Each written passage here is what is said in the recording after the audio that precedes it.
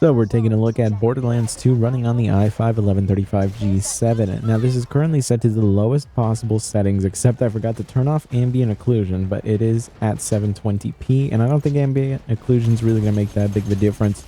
Overall, I'd say that the performance here was pretty solid. You're going to see that the numbers are going to fluctuate here and there, but there was never any moment while playing that I felt like the performance itself was causing me issues.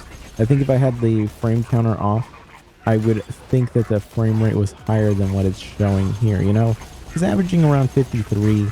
That's not too far off from 60. It's a pretty consistent experience. The frame times are relatively tight.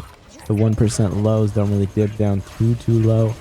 The performance is just a consistent experience here, and really overall I was happy with this. I would say that there was nothing really holding me back here in terms of how this was performing. For sure, textures are the thing that takes the biggest hit. You'll see that a lot of the things have very little to no detail here, but the character models themselves are perfectly fine. They still get across what you're supposed to be looking at. When you're in the action, you're not really looking at the textures of things, especially at 720p. You're not really going to be paying attention to that kind of thing. And overall, I think the experience is pretty passable. You're going to have a okay experience here, but I am very concerned about how the third game is going to run. We're going to be taking a look at, I can't remember what the name of the one after this is. It's like the prequel or the pre-sequel, something like that. And I think that one's just running on this game's engine, just maybe a slightly modified version of it, but I actually have not played that, so we're going to see how that one goes. But I would say that so far Borderlands 1 and 2, if you just set it to the absolute lowest settings, you're going to have a fully playable experience. You're going to have a good time here.